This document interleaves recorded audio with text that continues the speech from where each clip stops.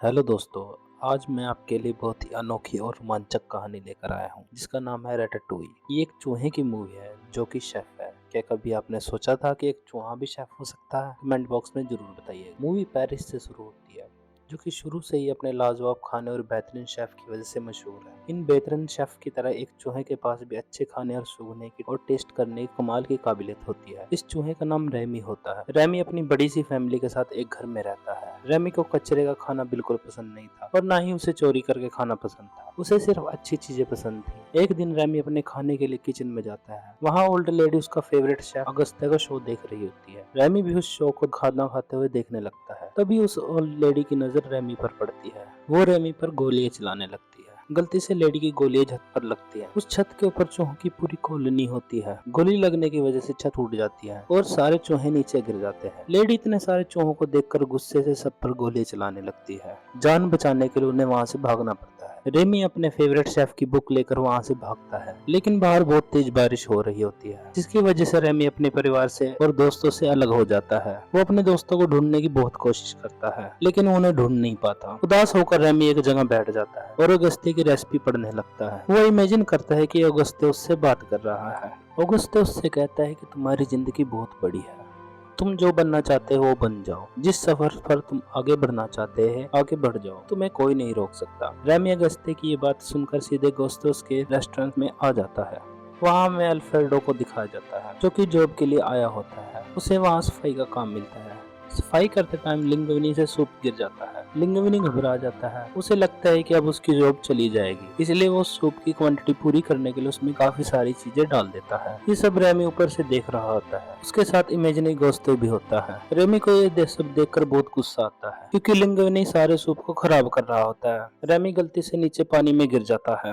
वो अपनी जान बचाकर खिड़की से भागने लगता है, लेकिन तभी उसका ध्यान सूप पर दोबारा जाता है। रेमी उस सूप को ठीक करने लगता है। वो उसमें काफी सारे इंग्रेडिएंट डालता है। लिंगुनी उसे ये सब करते हुए देख लेता है। लिंगुनी उसे एक बर्तन के नीचे फंसा लेता है। तभी वहाँ हेड शेफ आ जाता है। उसे लगता है कि लिंगुनी इस सूप में कुछ कर रहा है और वो उसे बहुत डांटता है। इसी बीच वहाँ एक वेटर आता है जो कि उस बर्तन से सूप निकालकर एक लेडी के लिए ले जाता है। ये लेडी एक क्रिटिक होती है। शेफ उस वेटर को रोकने की कोशिश करता है, लेकिन तब तक वो वेटर जा चुका होता है। वो लेडी सूप पीती है और हेड शेफ को अपने पास बुलाती है और कहती है कि मैंने इससे अच्छा सूप अपनी जिंदगी में नहीं पिया। ये सुनकर हेड शेफ हैरान हो जाता है। वो वापस अंदर आकर किचन में आता है और उस सूप को टेस्ट करता है। ये सूप वाकई में बेहतरीन होता है।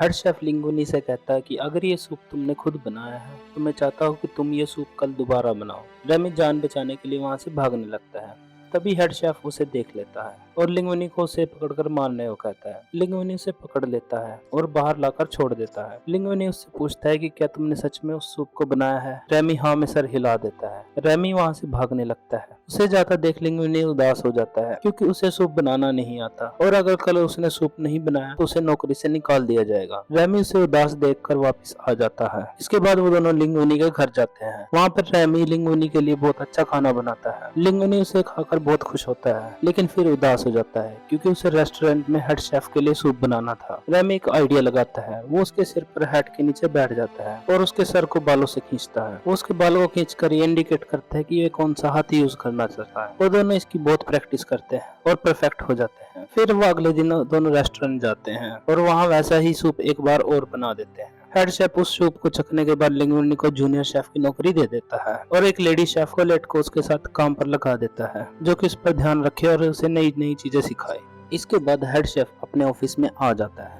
वहाँ वो लिंगुनी के डॉक्यूमेंट्स और लेटर देखना शुरू कर देता है जो उसने जॉब के टाइम उसे दिए थे। वो उस लेटर को पढ़ता है। उसे पता चलता है कि लिंगुनी गोस्तो का असली बेटा है, लेकिन वो इस बात को कंफर्म करने के लिए अपने लॉयर को कहता है कि वो गोस्तो की कैप लेकर जाए और उसके डीएनए की जांच करे। इसके बाद वो लिंगुनी को एक नई डिश बनाने को कहता है। रेमी लिंगुनी की कार में बैठा ये सब सुनता है और एक नई डिश बनाता है। लोग उस डिश को बहुत पसंद करते हैं। उसकी ये डिश होटल की मेन डिशेस में आ जाती है। अगले सीन में हम देखते हैं रेमी को अपना बड़ा भाई मिल जाता है जिसके साथ जाकर वो अपनी पूरी कॉलोनी से मिलता है। रेमी उनसे मिलकर बहुत खुश होता है। रेमी उन्हें अपने बारे में सब कुछ बताता है। रेमी का डैड कहते हैं कि इंसान कभी भी चूहों के दोस्त नहीं हो सकते। वो हमसे नफरत करते हैं, वो सिर्फ हमें मारना चाहते हैं। लेकिन रेमी अपने डैड की बात को नकार देता है क्योंकि अब उसे लिंगुनी से बहुत अच्छी दोस्ती हो गई थी।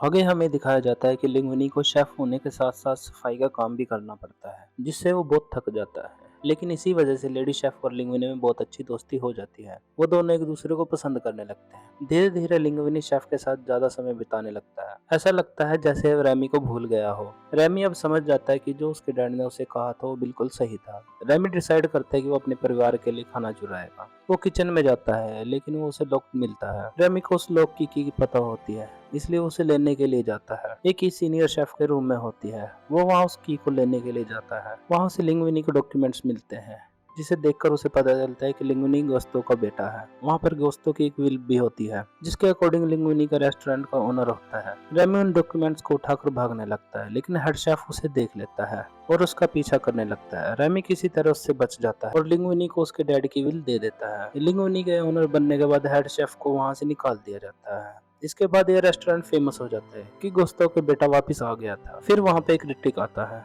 जिसका नाम एंटनीगो होता है। इस क्रिटिक ने कई साल पहले गुस्ताव के रेस्टोरेंट को बहुत कम रेटिंग दी थी, जिसकी वजह से गुस्ताव को हार्ट अटैक आ गया और उसकी डेथ हो गई थी। अब एंटन लिंग्विनी को कहता है कि वो नेक्स्ट वीक फिर से आएगा और उसके खाने को रेटिंग देगा। अब रेमी और लिंग्विनी के बीच लड़ाई हो जाती है, क्योंकि रेमी ने जितनी भी डिशेस बनाई थी उसका सारा क्रेडिट लिंग्विनी ने ले लिया था और रेमी को थोड़ा सा भी क्रेडिट नहीं दिया था। इसलिए रेमी बहुत गुस्सा होता है और वो अपनी पुरानी क्रोनी को लेकर रेस्टोरेंट पर हमला कर देता है। तभी लिंग्विनी वहाँ आता है। सभी चूहे छिप जाते हैं। लिंग्विनी रेमी से अपनी गलती पर माफी मांगता है, क्योंकि उसे अपने बर्ताव पर पछतावा हो रहा था। लेकिन तभी लिंग्विनी देखता है कि उसके किचन पर रेमी की पूरी कॉलोनी होती है। उसे बहुत गुस्सा आता है। वो रेमी के साथ साथ सभी चूहों को वहाँ से भगा देता है। इसके बाद रेस्टोरेंट का पुराना हेड शेफ रेमी को पकड़ लेता है और हेल्थ इंस्पेक्टर को रेस्टोरेंट के बारे में कंप्लेन कर देता है। इधर क्रिटिक भी अगले दिन रेस्टोरेंट में खाने की रेटिंग देने के लिए आ जाता है। वो लिंग्विनी से कहता है कि उसे कोई खास डिश बनाकर दिखाओ जो पहले यहाँ किसी ने नहीं खाई हो। लेकिन लिंग्विनी को सिर्फ वही चीजें बनानी आती है जिसे उसे रेमी ने सिखाया था। सभी शेफ उसे नई डिश बनाने के लिए कहते हैं, लेकिन लिंग्विनी बहुत घबरा जाता है और सब कुछ सच बता देता है। इधर रेमी के डैड और उसका भाई उसे कैद से छुड़ा लेते हैं। रेमी कहता है कि उसे लिंग्विनी की मदद करनी पड़ेगी। अगर वो ऐसा नहीं करता तो उसके आइडियल शेफ गोस्तो का रेस्टोरेंट बंद हो जाएगा। वो सीधे रेस्टोरेंट में जाता है। वहाँ सभी उसे देख लेते हैं और उसे मारने के लिए दौड़ते हैं, लेकिन लिंग्विनी उन्हें रोक लेता है और उन्हें सारी सच्चाई बता देता है